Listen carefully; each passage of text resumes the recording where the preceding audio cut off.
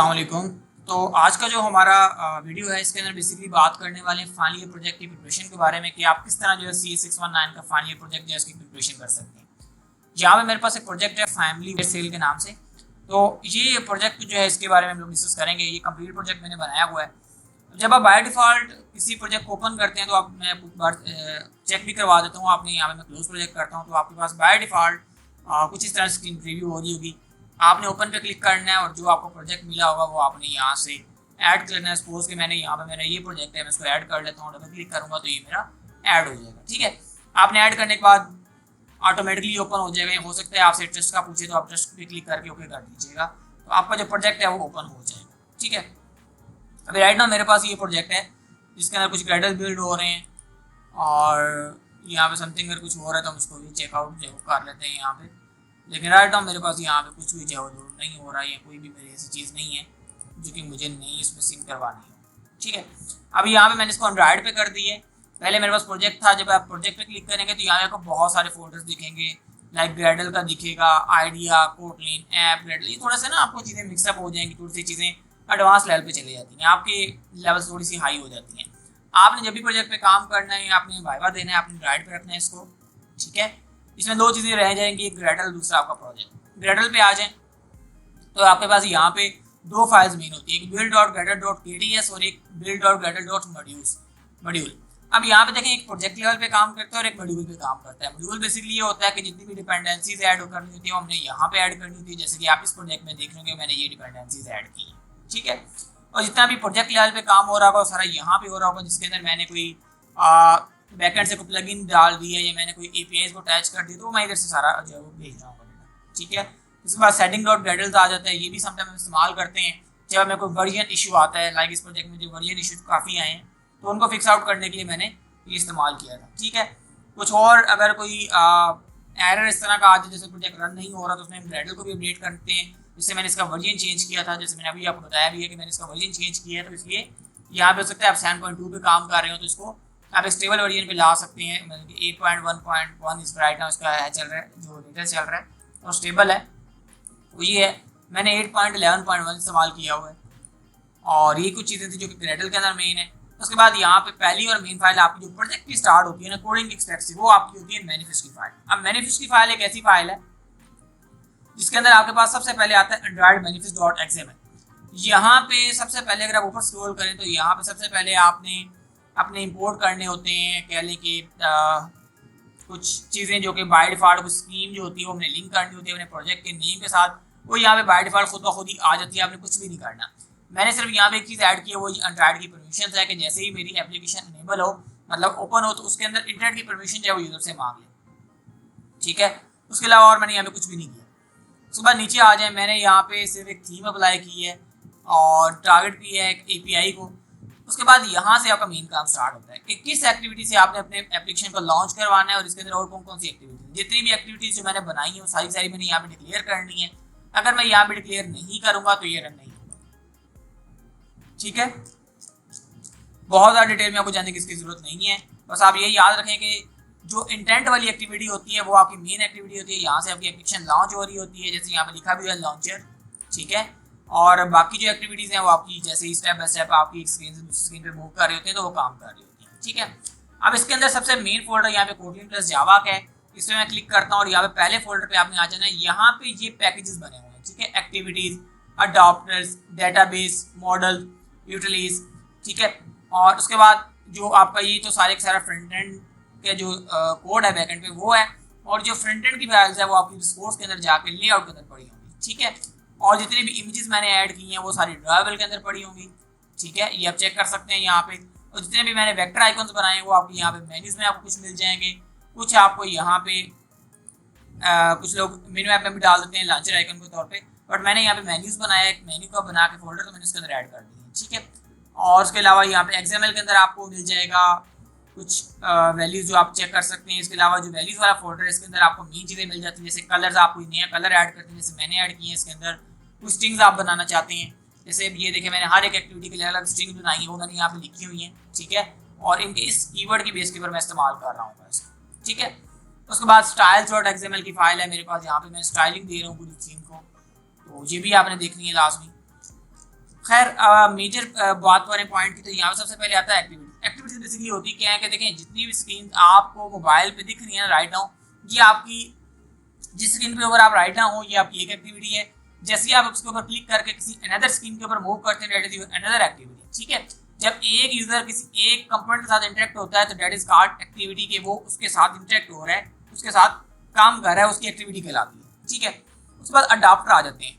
Adapter basically ये चीज होती है जैसे मोबाइल के चार्जर का अडाप्टर होता है ना, कि अडाप्टर बेसिकली मोबाइल को और इलेक्ट्रिसिटी को लिंक करवा के कनेक्शन बना के उसको चार्जिंग करने में हेल्प आउट कर रहा है। सेम लाइक दैट कि जो एंड्रॉइड के अंदर अडाप्टर्स होते हैं वो आपकी फ्रंट एंड फाइल का बैक एंड कोड के साथ लिंक बना रहे होते हैं। ठीक है, इसी की बेस के ऊपर यूजर जब इंटरेक्ट कर पाता है फ्रंट एंड कोड का और यही जो लिंक होता है वो बनाता है, यानी कि एक ब्रिज के तौर पे काम कर रहा होता है आपके यूजर और एप्लीकेशन के दरमियान। ठीक है, कि जैसे यूजर क्लिक करता है एप्लीकेशन के ऊपर तो ये ब्रिज के तौर पे काम करता है। जैसे यूजर ने इस बटन पर क्लिक किया, ये उस बटन के क्लिकिंग को लेकर बैकएंड के साथ लिंक करवाता है, वहां पे एज अ ब्रिज काम कर रहा होता है। ठीक है, उसके बाद डेटाबेस का मैंने पैकेज बनाया है जिसके अंदर होता क्या है कि जितने भी आपकी डेटा स्टोर होगा, फेच होगा, रिट्रीव होगा, सारे का सारा काम डेटाबेस के अंदर होगा। मॉडल बेसिकली जैसे आपको नाम से जाहिर हो रहा होगा, मैंने भी किसी भी चीज़ को एक 3D लुक देने के लिए, उसको एक बेटर वे में यूटिलाइज करने के लिए मैंने इसको मॉडलिंग कर ली है। ठीक है, उसके बाद यूटिलिटीज आ जाती हैं, ये भी एज अ हेल्पर क्लास काम करती हैं जो कि डेटाबेस को एज अ बैकएंड सपोर्ट करती हैं, जो कि सारे का सारा मतलब जो होल एप्लीकेशन उसको जो डाटा प्रोवाइड कर रहा हूँ मैं यूटिलिटी से प्रोवाइड कर रहा हूँ। ठीक है, एक एक्टिविटी आपको समझ आ गई तो आपको सारी सारी एक्टिविटी समझ आ जाएंगी। अब आप देख सकते हैं एक पैकेज के अंदर मेरी डिफरेंट कोटलिंग फाइल्स हैं। इसी तरह इस अडाप्टर वाले फाइल के अंदर अलग अलग, एक पैकेज के अंदर अलग फाइल्स होंगी, तो इस तरह डेटाबेस के अंदर अलग अलग फाइल्स हैं, मॉडल्स के अंदर अलग अलग फाइल्स होंगी, और इस तरह यूटिलिटी के अंदर भी अलग अलग फाइल्स हैं। ठीक है, अब एक आधी फाइल को मैं ओपन करता हूँ और मैं आपको एक्सप्लेन करता हूँ ये काम कैसे करता है। आपको एक फाइल समझ आ गई, आपको सारी सारी फाइल की समझ आ जाएगी। देखें सबसे पहले आपका पैकेज इंपोर्ट होता है। ठीक है, अब देखें पैकेज क्या है कि ये जो नेम है आपके प्रोजेक्ट का वो आ गया, और उसके बाद डॉट एक्टिविटीज का मतलब क्या है कि ये एक्टिविटीज के पैकेज के अंदर जो है ना एक आप मेरी फाइल में लिख दें। ठीक है, अब ये मैंने उसके लिए कुछ चीज़ें बाय डिफॉल्ट इंपोर्ट होकर आ जाती हैं। मैंने यहाँ पे कुछ भी नहीं किया, ये मेन एक्टिविटी सारा कुछ खुद बन जाता है। और ये जो एक्टिविटी अंडरस्कोर मेन है ये बेसिकली बताता है कि जो फ्रंट एंड की फाइल जिसके साथ लिंक है वो कौन सी है। अगर आप कंट्रोल दबा के इस पर क्लिक करते हैं तो ये आपको फ्रंट एंड पे ले जाएगा लाइक दिस। ठीक है, ओके, उसके बाद यहाँ पे मैंने एक स्प्लैश स्क्रीन लगाई है जो कि आप देख सकते हैं, यहाँ पे आपको दिख भी रही होगी। अगर मैं आपको जूम करके दिखा सकूँ तो यहाँ पे कुछ इस वे में मैंने लगाया, आप इसको चेंज कर दीजिएगा, मैंने अपने हिसाब से इसको लगाया है। और ये 2000 मिलीसेकंड के लिए होगा, उसके बाद ये ऑटोमेटिकली डिसअपीयर हो जाएगा। ठीक है, अब हम एक थोड़ी सी बड़ी एक्टिविटी की तरफ बात करते हैं ताकि आपको थोड़ी सी चीज़ों की समझ आ जाए। जैसे हम एडमिन डैशबोर्ड ले लेते हैं। ठीक है, अब ये एक प्रॉपर फाइल है, इसको मैं जैसे ही ओपन करता हूँ आप देखेंगे इसके अंदर कोडिंग ज़्यादा है as compare to the previous activity जो हमने भी देखी थी, लेकिन क्योंकि इसके अंदर सिर्फ एक स्प्लैश स्क्रीन थी इसलिए थोड़ा सा कोड छोटा था। अब इसके अंदर भी सेम वही चीज़ है, पैकेज इंपोर्ट हुआ, आपने इंपोर्ट की कुछ लाइब्रेरीज, उसके बाद ये अगेन बाय डिफॉल्ट बना हुआ है, और ये बेसिकली सारे के सारे मैं वेरिएबल्स डिक्लेयर कर रहा हूँ।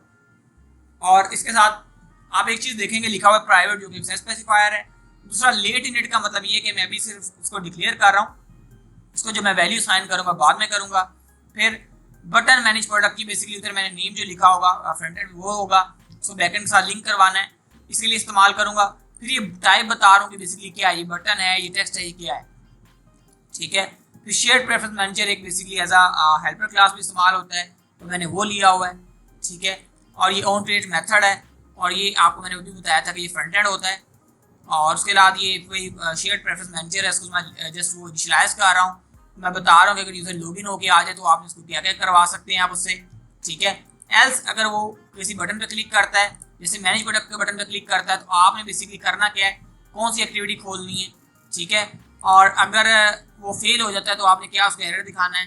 ठीक है, अगर वो ऐड प्रोडक्ट के बटन पे क्लिक करता है तब आपने उसको क्या दिखाना है। इस तरह मैनेज यूजर के बटन पे क्लिक करता है, मॉडरेटर के बटन पे क्लिक करता है, जो जितने भी बटन पे जो क्लिक करेगा उसके अकॉर्डिंग मैंने अलग अलग उसको इंटेंट दिया हुआ है।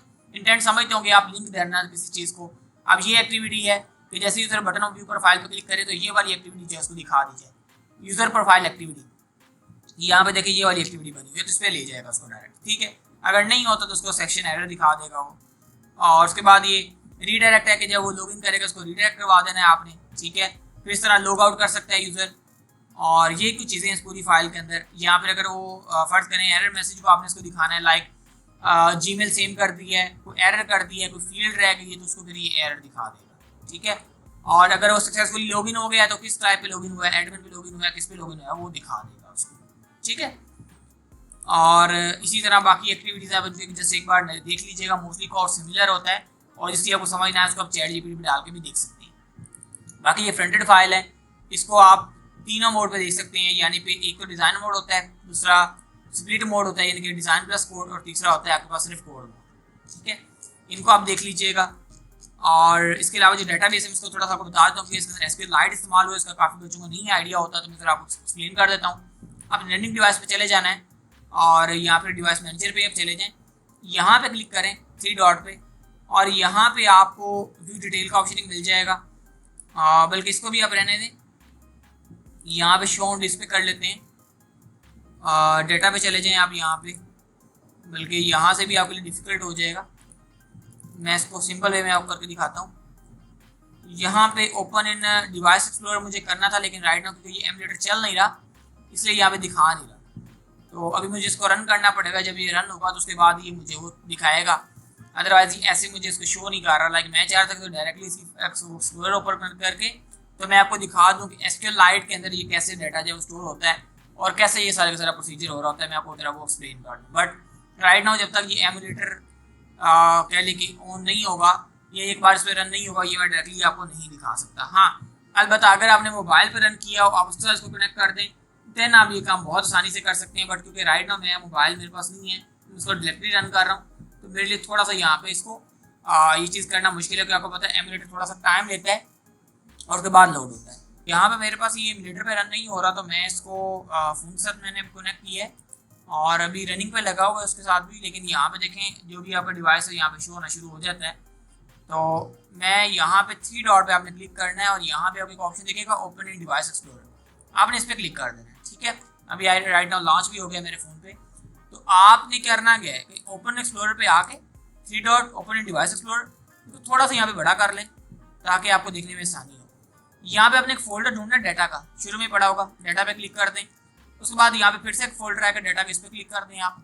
और अब आपने अपनी प्रोजेक्ट का नाम ढूंढना है, जैसे आप कोई भी एक्टिविटी ढूंढ लें और यहाँ पे लिखा हुआ है डॉट फैमिली वेयर ना, ये लिखा हुआ है, आप इसको कॉपी कर लें और यहाँ आके ना सर्च कर लें।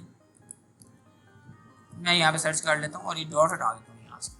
ये देखें मेरे पैकेज का जो नेम है .com.example वो आ गया। जब आप इस पर क्लिक करें और यहाँ पे देखिए आपको मिल रहा होगा फोल्डर डेटाबेस का, इस पर आप क्लिक कर दें और ये अगर आप इसको थोड़ा सा इधर कर लें तो आपको दिखा रहा होगा ये आपका DB है। ठीक है, राइट क्लिक करके सेव एज पे क्लिक करके अपना DB जो है आप यहाँ पे देख सकते हैं। मैं इसको कहीं भी सेव कर सकता हूँ, तो अभी राइट नाउ मैं इसको डेस्कटॉप पे सेव कर देता हूँ और यहाँ पे सेव पे क्लिक करके आप इसको सेव कर लेते हैं। ठीक है, ये आपका सेव हो जाएगा। अब आपने गूगल क्रोम से जाके एक ब्राउज़र डाउनलोड कर लेना, SQLite ब्राउज़र। ठीक है, वो आप डाउनलोड कर लें और इसके अंदर आप इसको व्यू कर लें तो ये आपको आपका डेटाबेस दिखाना शुरू कर दें। ठीक है, ये बड़ी इम्पोर्टेंट चीज़ थी क्योंकि SQLite का लोगों को समझ नहीं आता।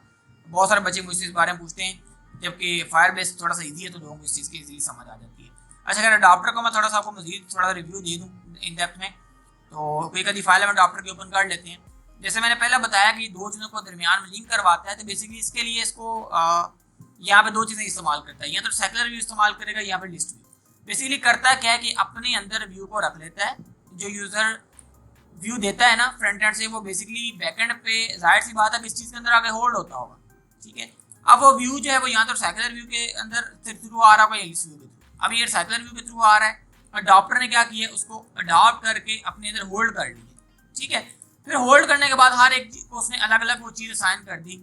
ठीक है, जैसे ये नॉर्मली हम क्लास के अंदर करते हैं वैसे ही उसने किया है, इसमें कुछ नया नहीं है, कोई डिफरेंट नहीं है। उसके बाद उसने बाइंड करके डाटा को किसी पर्टिकुलर एक्टिविटी की तरफ रीडायरेक्ट करवा दिया। ठीक है, और इसके अंदर कुछ नया नहीं है, चीज़ें सिमिलर ही हैं, तो समझने की हद तक होता है कि नई चीज़ होती है। बाकायदा स्पिनर क्लास यूज़ होती हैं, थोड़ी सी ये चीज़ें आपके लिए डिफरेंट होंगी। बाइंडिंग करना, जो व्यू होल्डर्स ने गेट किया है उसको बाइंड करना है डाटा के साथ, तो ये चीज़ें थोड़ी सी नई हैं। ठीक है, तो बाकी इतना डिफिकल्ट नहीं है और बड़ा इंपॉर्टेंट बहुत है ये। ठीक है, इस तरह ट्रांजेक्शन अडाप्टर है, प्रोडक्ट अडाप्टर है। ठीक है, यूजर अडाप्टर यानी कि अब जो यूजर का डाटा यूजर अडाप्टर के अंदर, जो ट्रांजेक्शन का डाटा ट्रांजेक्शन अडाप्टर के अंदर, इसी तरह प्रोडक्ट अडाप्टर के अंदर, तो ये सारी की सारी चीज़ें आपने यहाँ से देख लेनी है। ठीक है, इसके अलावा ये शेयर प्रेफरेंस मैनेजर है, ये आप थोड़ा सा देख लें। जिसके अंदर हम सारी एक्टिविटीज़ जो हैं वो डिक्लेयर की हैं मैंने। फिर कॉन्स्टेंट्स हैं जिसके अंदर मैंने वैल्यूज़ वगैरह जो यूज़र आईडी ईमेल पासवर्ड जो मोस्टली कॉमन होगा वो लिखा होगा। डेटाबेस वो है जिसके अंदर डाटा सारी एक्टिविटीज़ को जा भी रहा है जहाँ से आ भी रहा है, तो सारी वर्किंग यहाँ पे होती है।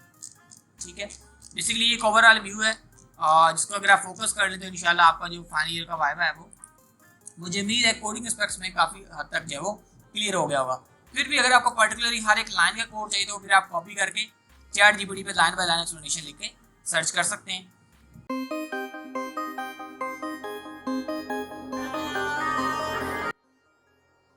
तो ये हमारी एप्लीकेशन है फैमिली वेयर सेल की। तो इसमें ये मेन स्क्रीन है हमारी, जहाँ पे ईमेल हमने पासवर्ड इंटर करके तो तीनों पैनल्स आप ओपन कर सकते हैं, admin panel, user panel, moderator panel. Register पे आप क्लिक करेंगे तो यहाँ पे के पास फॉर्म आ जाएगा। अब आप यूज़र रजिस्टर करना चाह रहे हैं, मॉडरेटर रजिस्टर करना चाह रहे हैं, आप कर सकते हैं।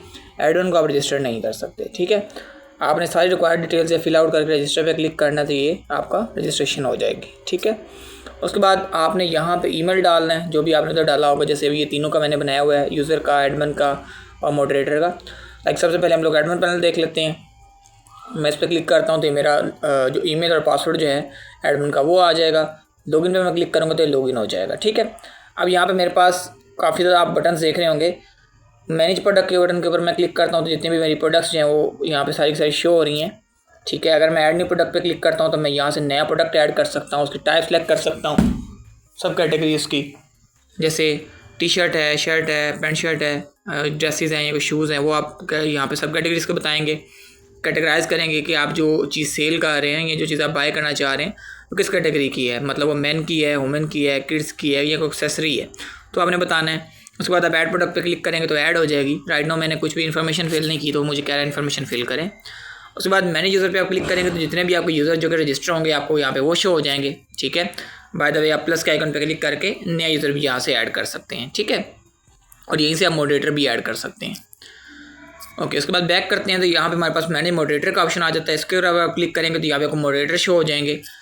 और उसके बाद मार्क मैनेज अनाउंसमेंट पे क्लिक करेंगे तो यहाँ से आप कोई भी अनाउंसमेंट जो है वो ऐड कर सकते हैं। लाइक उसका टाइटल लिखें, डिस्क्रिप्शन लिखिए, अनाउंसमेंट का बता दें कि कोई प्रमोशनल अनाउंसमेंट है, कोई मेंटेनेंस की है या कोई अपडेट है, तो वो आप बता के यहाँ पे ऐड अनाउंसमेंट पे क्लिक करेंगे तो अनाउंसमेंट ऐड हो जाएगी। ठीक है, इसको हम बैक करते हैं और इसको मैं बैक कर लेता हूँ। और यहाँ पे मेरे पास आ रहा है व्यू ट्रांजैक्शन, जो भी अगर यूज़र ने को पेमेंट की उसकी ट्रांजैक्शन यहाँ पे शो हो जाएगी। उसके अलावा यहाँ पे अप्रूव प्रोडक्ट का जो सेक्शन है इसके अंदर मेरे पास यहाँ पे राइट नाउ कोई प्रोडक्ट पेंडिंग नहीं है जिसको मैंने अप्रूव करना है, अदरवाइज यहाँ पे मुझे शो हो जाती। ठीक है, व्यू प्रोफाइल पे अगर आप क्लिक करेंगे तो यहाँ पे एडमिन का जो लॉगिन क्रेडेंशियल्स है वो यहाँ पे आपको शो हो जाएंगे। ठीक है, उसका ईमेल, उसका जेंडर और एड्रेस वगैरह जो चीज़ें जो सारी वो यहाँ पे शो हो जाएंगी। ठीक है, अब हम बैक कर लेते हैं। यहाँ पे लॉगआउट पे क्लिक करते हैं तो ये आपका एडमिन डैशबोर्ड जो है वो यहाँ पे लॉगआउट हो गया। इस तरह हम लोग मॉडरेटर पैनल पे चलते हैं और इसको लॉगिन कर लेते हैं। इसमें हमारे पास जो पेंडिंग प्रोडक्ट्स है वो शो हो जाएंगी यहाँ पे, अप्रूव प्रोडक्ट्स यहाँ पे शो होंगी। ठीक है, इस तरह पे ट्रैक ऑर्डर जब यूज़र ऑर्डर प्लेस करेगा तो यहाँ पे देखें अभी राइट नाउ ये हमें बता रहा है कि ये ऑर्डर जो अप्रूव हो चुका है। इसकी ट्रैकिंग वगैरह जो है वो हम यहाँ पे चेक कर सकते हैं। व्यू प्रोफाइल पे आप क्लिक करेंगे तो इसी तरह जैसे हम एडमिन की प्रोफाइल चेक कर सकते हैं इस तरह मॉडरेटर की भी चेक कर सकते हैं। ठीक है, सो बैक करते हैं और यहाँ पे लॉग आउट कर देते हैं इसको भी।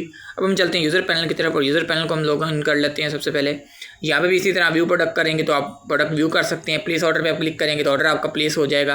प्रोसीड टू पेमेंट करें, यहाँ पे अपना सेलेक्ट कर लेंगे आप कौन सा मेथड यूज़ करना चाहते हैं पेमेंट के लिए। उसके बाद आप प्रोसीड करें और यहाँ पे आप देख लेंगे आप टीसीएस करवाना चाह रहे हैं, लिपट के थ्रू इसको लेना चाह रहे हैं, ये M&P का ऑप्शन जो है चूज़ करना चाह रहे हैं। तो आपने ऑप्शन सेलेक्ट करके यहाँ पे कंफर्म ऑर्डर पे क्लिक करना है तो आपका ऑर्डर जो है यहाँ से प्लेस हो जाएगा। और यहाँ पे क्वांटिटी वगैरह भी आप बता सकते हैं। जब आपका ऑर्डर प्लेस हो जाएगा तभी ऑर्डर में आपको जो है वो शो होना शुरू हो जाएगा। जैसे अभी हमारे पास एक ऑर्डर ऑलरेडी आपने तो देखा होगा शर्ट का, वो यहाँ पे प्रूव हुआ है। ठीक है, इस तरह व्यू प्रोफाइल पे क्लिक करेंगे तो यहाँ पे यूज़र की प्रोफाइल शो हो जाएगी। अगर आप बैक करके उसको लॉग आउट करेंगे तो ये आपका लॉग आउट हो जाएगा। ठीक है, यही हमारी टोटली एप्लीकेशन थी जिसका मैंने आपको सारा ट्यूटोरियल दे दिया है। और मज़ीद अगर आपको क्यूरी है तो मुझे कमेंट सेक्शन में कमेंट करके पूछ सकते हैं। बाकी पेड प्रोजेक्ट बनवाने के लिए मुझे व्हाट्सएप पर कॉन्टैक्ट कर सकते हैं। अल्लाह हाफिज़, अस्सलाम वालेकुम।